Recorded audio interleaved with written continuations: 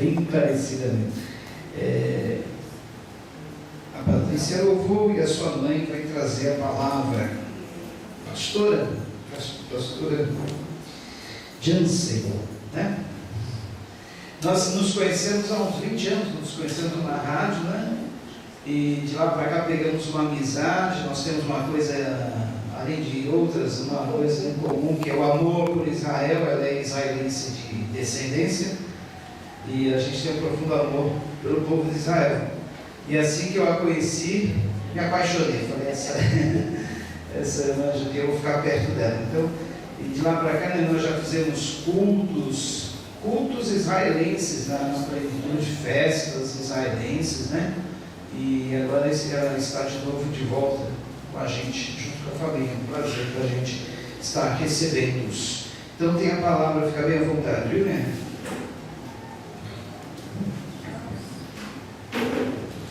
Shalom Ubraha. Amém? Amém. Shalom Ubraha é paz e bênção, viu? Que o eterno nosso Deus esteja nessa noite nos abençoando, porque não é de nós que vamos falar, e sim dele, porque só ele é digno, né? O que adiantaria eu falar de mim? Vocês não iam gostar, viu? Com certeza. Já fui bem rebelde na minha mocidade, né? Vocês não iam gostar de dizer assim, essa pastora é doida, né? Então, nós temos que falar do nosso Deus, porque Ele é tão especial nas nossas vidas, que às vezes a gente até esquece de lembrar disso. Ah, mas Deus mandou o seu filho para morrer por mim. Mas será que nós sabemos por que Ele fez isso? Por amor. Por amor. Quem ama nessa vida igual o amor de Deus? Ninguém. O único amor aqui na face da terra que se compara, não é igual, se compara. O amor de Deus é o amor de mãe. Isso é, quando ela sabe ser mãe, né? Porque a mãe não é só aquela que dá vida, não. A mãe é aquela que dá vida, que cuida e que cria. E muitas vezes ela não deu a vida, mas ela cuidou e criou com todo o amor.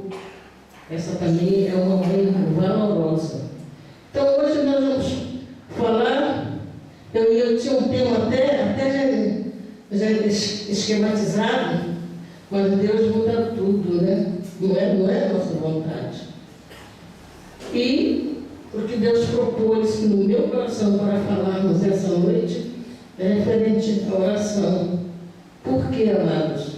Porque o nosso país está precisando. E muito. Às vezes a gente esquece e a gente critica o governo, critica os deputados, os senadores, os governadores, os prefeitos, mas nós esquecemos de orar por eles. Nós sabemos que lá tem muitos homens que conhecem a palavra, só que não praticam. Porque a própria palavra de Deus fala que bendita é a nação cujo Deus é o Senhor nosso Deus, né? É o eterno. E no nosso país não acontece isso. E isso entristece muito. E Deus tem um batalhão de guerreiras, mulheres oradoras, que colocam os seus joelhos no chão, que faz jejum, que entrega a nossa nação nas mãos dele. E Deus tem um propósito muito especial para o Brasil. Isso não sou eu, porque eu não sou profeta, mas Deus já usou homens e mulheres de Deus que são mais dedicados do que eu tenho as minhas falhas, e que Deus tem um propósito muito especial nessa nação. Por isso que ela é a nação mais abençoada aqui da América Latina, da América do Sul, talvez até do mundo. Sabe por quê? Porque o nosso país, tudo que nós plantarmos dá. Se você tem um terreno, você tem um pedacinho de terra, você planta o milho, você planta o feijão, você planta o arroz, você planta verduras, legumes, e ele dá. E tem países aí que não acontece isso. No próprio Estados Unidos, que é considerada a nação mais rica da Terra, tem lugares lá que não dá, só dá mesmo poeira. E o nosso país não. O nosso país é um país abençoado. Pode ter certeza disso, amados. Pode confiar nisso. Não é a minha palavra, e sim a palavra do Eterno, do nosso Deus. Amém? Nós vamos ler uma palavra. Eu gostaria que alguém dos irmãos e irmãs desse, porque eu enxergo muito pouco, né? E eu não gosto muito de forçar do olho, porque eu só enxergo com esse, né? Então eu gostaria que os irmãos lessem em 2 Crônicas, capítulo 7, versículo 14. Todo mundo conhece, eu tenho certeza disso.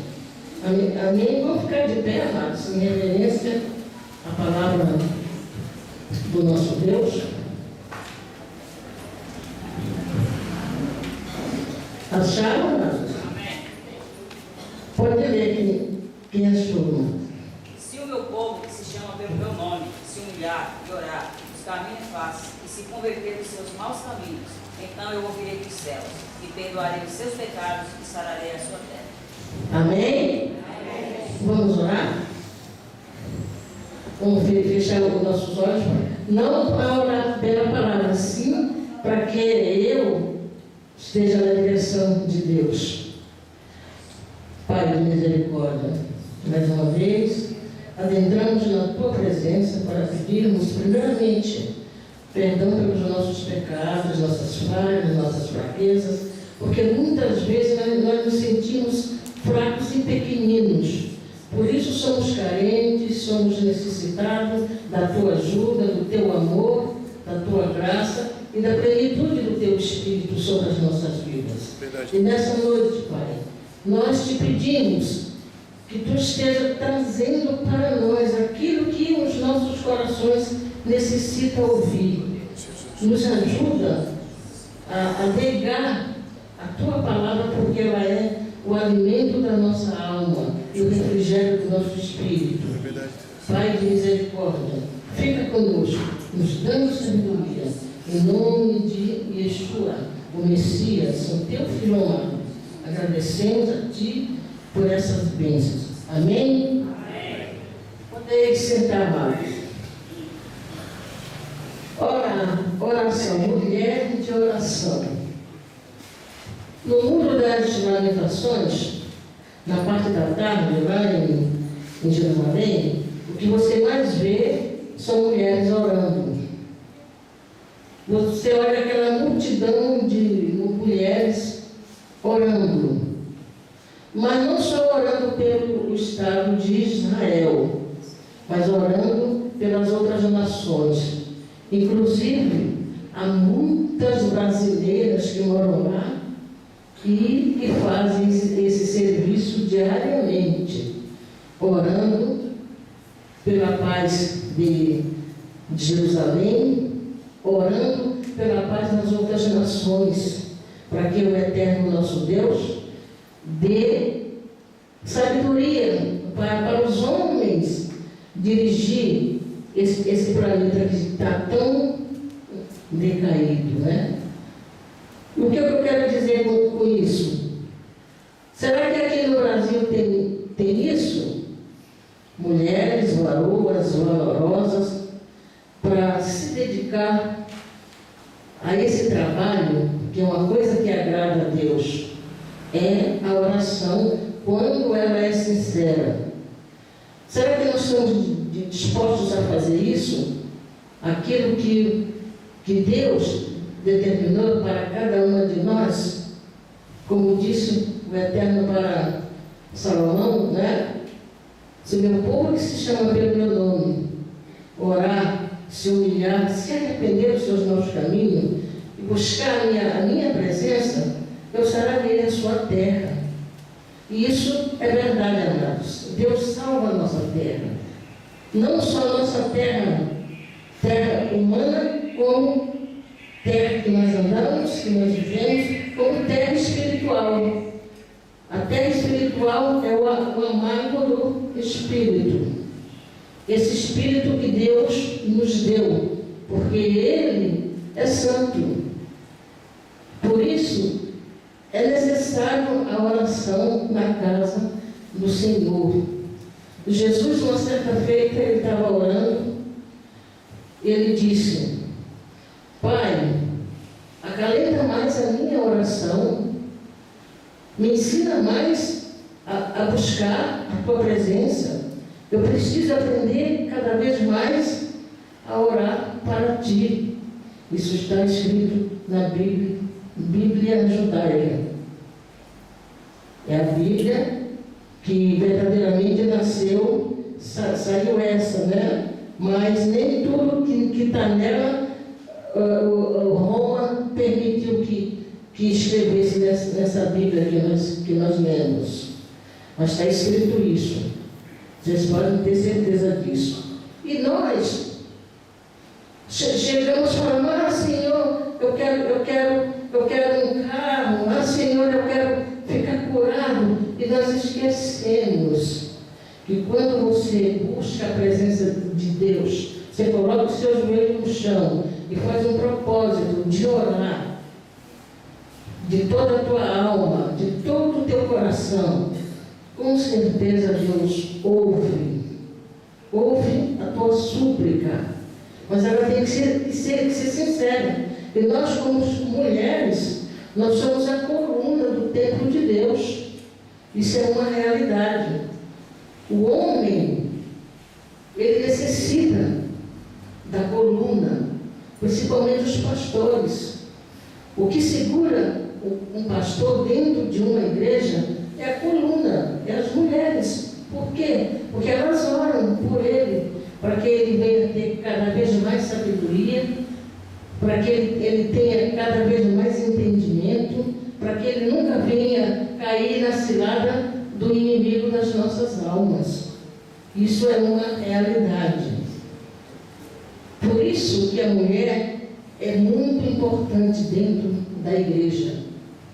Você pode pensar assim: ah, mas eu não tenho trabalho nenhum, o pastor não me dá nada. Não ligue para isso não. Basta você orar.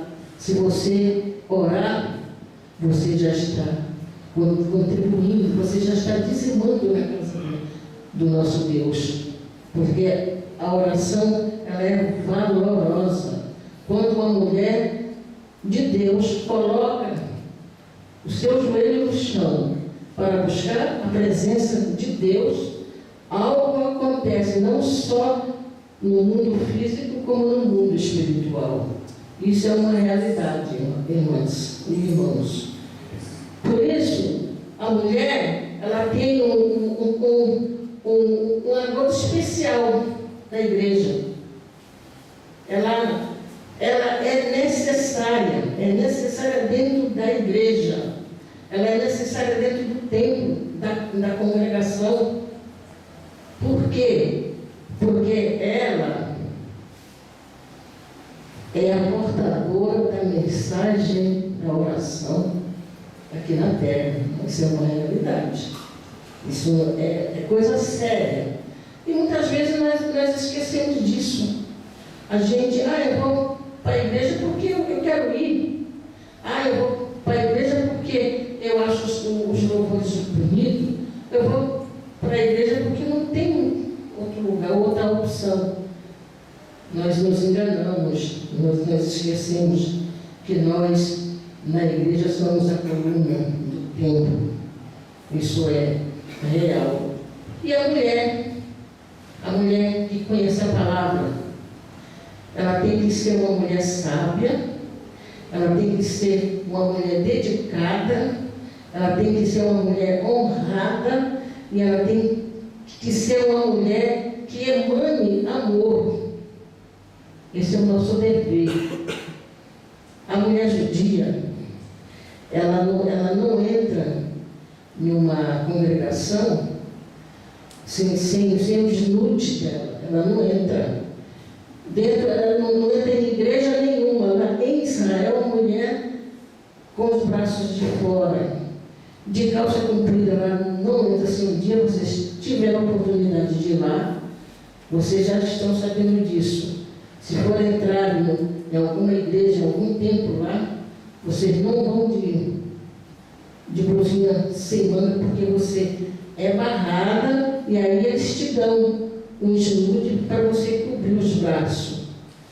Então, isso aí é o dever de uma mulher. Na casa do Senhor, é casa de oração, é casa de adoração, é a casa que tem que ter mais respeito.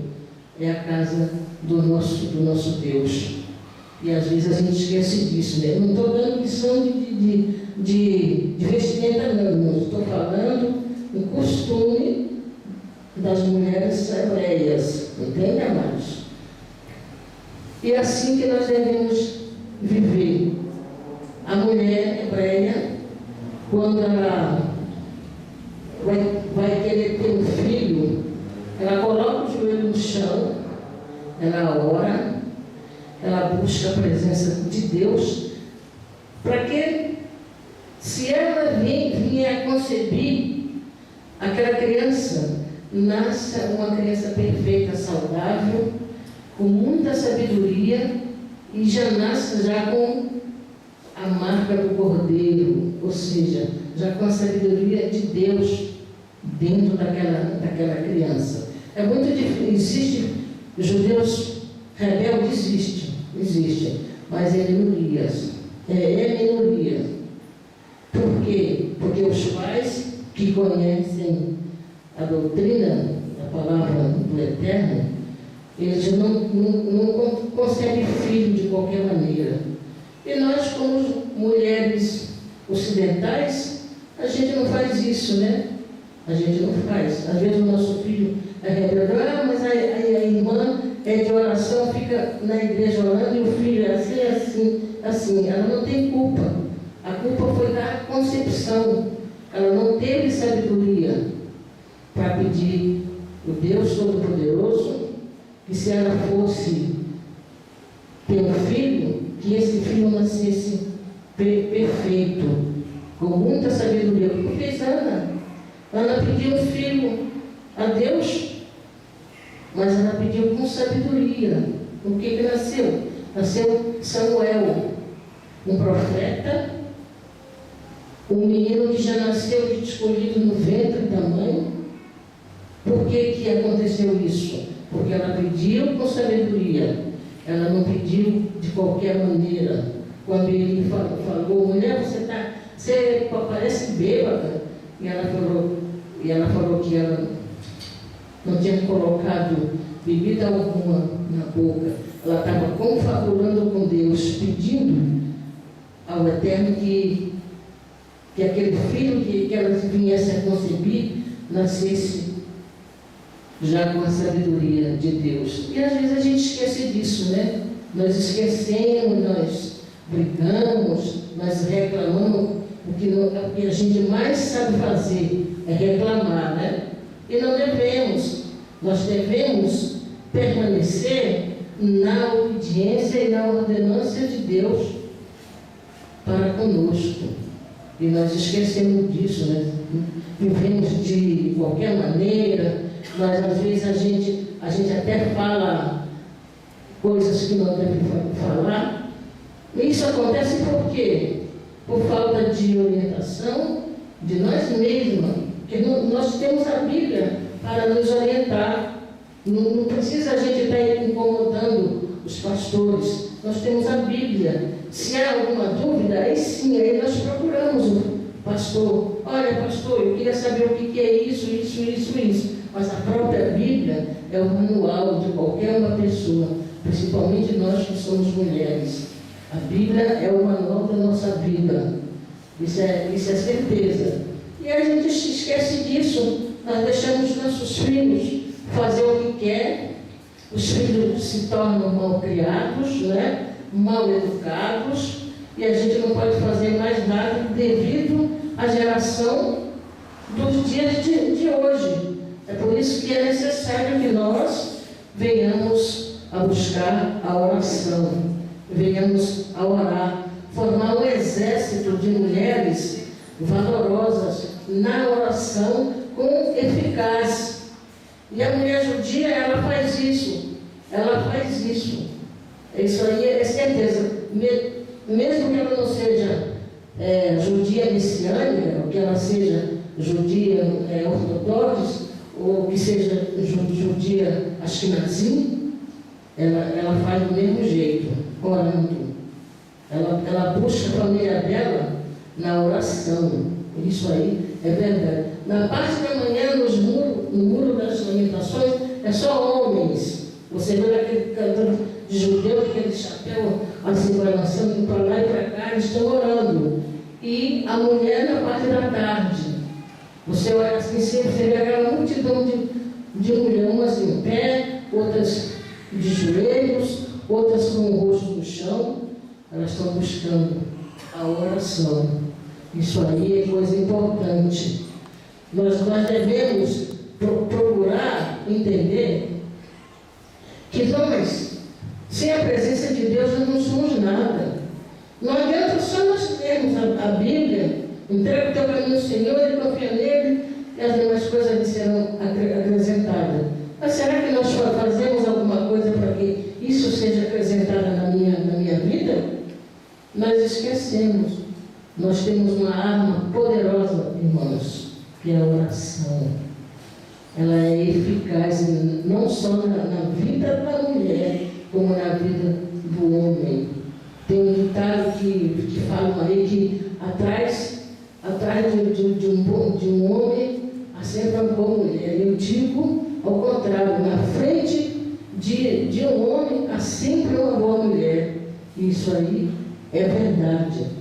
Quando a mulher é eficaz na oração, tudo floresce na vida do casal, principalmente o pastor, porque o pastor é muito visado, ela é muito visado pelas forças do inimigo, ele é muito visado, e ele carece da oração, da coluna da igreja, e é muito importante a oração na vida de cada um de nós. Eu fiquei um tempo assim parada. Por quê? Porque eu fiquei cega dos dois olhos, eu não enxergava nada, eu vivia pelas mãos da minha filha, e sempre eu pedia a Deus, de madrugada eu acordava, ficava sentada na cama, pedindo ao Senhor que Ele me desse pelo menos uma vista para mim enxergar. E isso aconteceu. Eu fiz isso uns 2 anos, irmãs. E isso aconteceu.